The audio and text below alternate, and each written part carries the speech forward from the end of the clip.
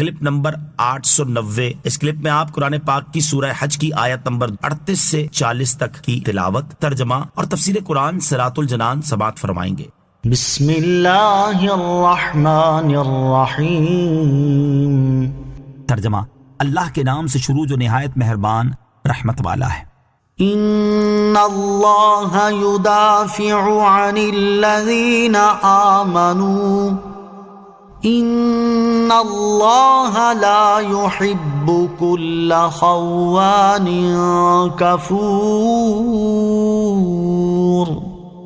ترجمہ، بے شک اللہ مسلمانوں سے بلائیں دور کرتا ہے، بے شک اللہ ہر بڑے بد دیانت ناشکرے کو پسند نہیں فرماتا۔ ان اللہ یدافع عن الذین آمنوا، بے شک اللہ مسلمانوں سے بلائیں دور کرتا ہے۔ مشرکون حدیبیہ کے سال سید المرسلین علیہ الصلوۃ والسلام اور ان کے صحابہ کرام رضی اللہ تعالیٰ عنہم کو حج کرنے سے روک دیا تھا، اور جو صحابہ کرام رضی اللہ تعالیٰ عنہم مکہ مکرمہ میں موجود تھے انہیں وہ طرح طرح کی اذیتیں اور تکلیفیں دیا کرتے تھے۔ چنانچہ حج کے لوازمات اور مناسک بیان کرنے کے بعد ان آیات میں اللہ تعالیٰ نے مسلمانوں کو یہ بشارت دی کہ بے شک اللہ تعالیٰ مسلمانوں پر آنے والی بلائیں ان سے دور کر دے گا اور مشرکوں کے خلاف ان کی مدد فرمائے گا۔ عزت و نصرت بالآخر مسلمانوں کے لیے ہے۔ علامہ احمد ساوی رحمۃ اللہ تعالی فرماتے ہیں کہ اس آیت کے نزول کا سبب اگرچہ خاص ہے لیکن اعتبار لفظ کے عموم کا ہے، اس لیے مسلمان اگرچہ بلاؤں اور مصیبتوں وغیرہ سے آزمائے جائیں، بالآخر عزت، نصرت اور بڑی کامیابی مسلمانوں کے لیے ہے، اور یہ مصیبتیں ان کے گناہوں کا کفارہ اور درجات کی بلندی کا ذریعہ ہیں۔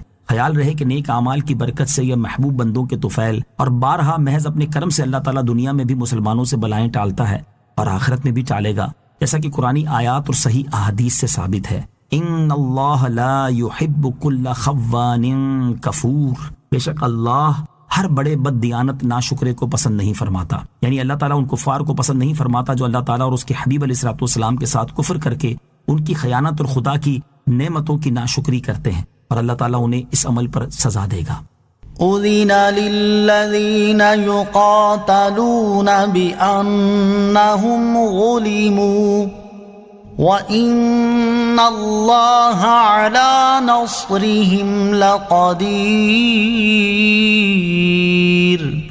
ترجمہ، جن سے لڑائی کی جاتی ہے انہیں اجازت دے دی گئی ہے کیونکہ ان پر ظلم کیا گیا ہے، اور بے شک اللہ ان کی مدد کرنے پر ضرور قادر ہے۔ اذینا، اجازت دے دی گئی ہے۔ شان نزول، کفار مکہ صحابہ کرام رضی اللہ تعالیٰ عنہم کو ہاتھ اور زبان سے شدید ایذائیں دیتے اور تکلیفیں پہنچاتے رہتے تھے، اور صحابہ کرام رضی اللہ تعالیٰ عنہم حضور پر نور علیہ الصلوۃ والسلام کے پاس اس حال میں پہنچتے تھے کہ کسی کا سر پھٹا ہے، کسی کا ہاتھ ٹوٹا ہے اور کسی کا پاؤں بندھا ہوا ہے۔ روزانہ اس قسم کی شکایتیں بارگاہ اقدس میں پہنچتی تھیں، اور صحابہ کرام رضی اللہ تعالی عنہم حضور انور علیہ الصلوۃ والسلام کے دربار میں کفار کے ظلم و ستم کی فریادیں کیا کرتے، اور آپ یہ فرما دیا کرتے کہ صبر کرو، مجھے ابھی جہاد کا حکم نہیں دیا گیا ہے۔ جب حضور اکرم علیہ الصلوۃ والسلام نے مدینہ منورہ کی طرف ہجرت فرمائی تب یہ آیت نازل ہوئی، اور یہ وہ پہلی آیت ہے جس میں کفار کے ساتھ جنگ کرنے کی اجازت دی گئی ہے۔ اس آیت کا خلاصہ یہ ہے کہ مشرکین کی طرف سے جن مسلمانوں سے لڑائی کی جاتی ہے انہی مشرکین کے ساتھ جہاد کرنے کی اجازت دے دی گئی ہے، کیونکہ ان پر ظلم کیا گیا ہے، اور بے شک اللہ تعالیٰ ان مسلمانوں کی مدد کرنے پر ضرور قادر ہے۔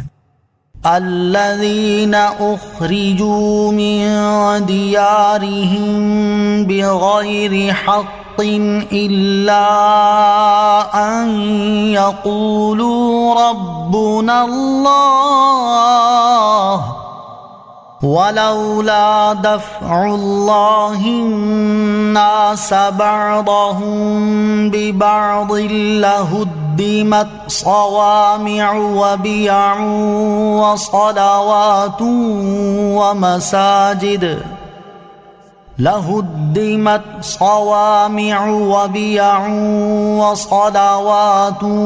ومساجد يذكر فيها اسم الله كثيرا وَلَيَنصُرَنَّ اللَّهُ مَن يَنصُرُهُ إِنَّ اللَّهَ لَقَوِيٌّ عَزِيزٌ۔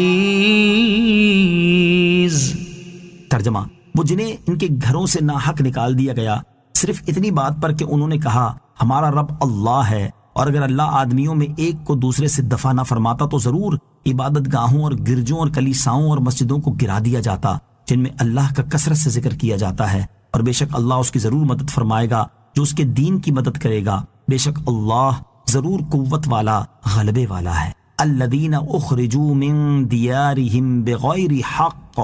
وہ جنہیں ان کے گھروں سے ناحق نکال دیا گیا، یعنی ان لوگوں کو جہاد کی اجازت دے دی گئی جنہیں ان کے گھروں سے صرف اتنی بات پر ناحق نکال دیا گیا اور بے وطن کیا گیا کہ انہوں نے کہا ہمارا رب صرف اللہ ہے، حالانکہ یہ کلام حق ہے، اور حق پر گھروں سے نکالنا اور بے وطن کرنا قطعی طور پر ناحق ہے۔ وَلَوْلَا دَفْعُ اللَّهِ النَّاسَ بَعْضَهُمْ بِبَعْضٍ، اور اگر اللہ آدمیوں میں ایک کو دوسرے سے دفع نہ فرماتا۔ آیت کے اس حصے کا خلاصہ یہ ہے کہ اگر اللہ تعالیٰ جہاد کی اجازت دے کر اور حدود قائم فرما کر آدمیوں میں ایک کو دوسرے سے دفع نہ فرماتا تو نتیجہ یہ ہوتا کہ مشرکین غالب آ جاتے اور کوئی دین و ملت والا ان کی سرکشی سے نہ بچ پاتا۔ اور حضرت موسیٰ علیہ السلام کے زمانے میں یہودیوں کے کلیساؤں، حضرت عیسیٰ علیہ السلام کے زمانے میں راہبوں کی عبادت گاہوں، عیسائیوں کے گرجوں، اور حضور اقدس علیہ السلام کے زمانے میں مسلمانوں کی ان مسجدوں کو گرا دیا جاتا جن میں اللہ تعالیٰ کا کثرت سے ذکر کیا جاتا ہے۔ جہاد کی برکت، اس آیت سے معلوم ہوا کہ اگر گزشتہ زمانے میں جہاد نہ ہوئے ہوتے تو نہ یہودیوں کے عبادت خانے محفوظ رہتے اور نہ عیسائیوں کے گرجے۔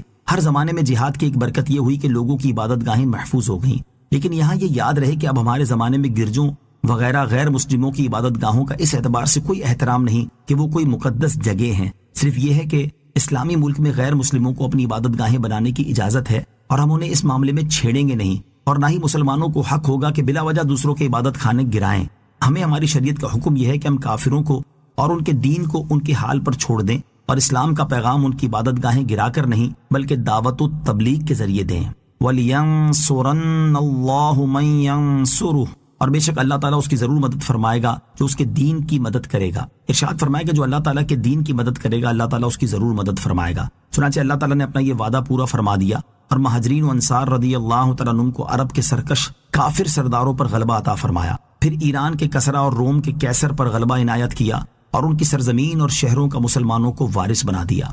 صلو علی الحبیب صلی اللہ تعالی علی محمد صلی اللہ تعالی وسلم۔ مجھے اپنی اور ساری دنیا کی لوگوں کی اصلاح کی کوشش کرنی ہے انشاءاللہ عز و جل۔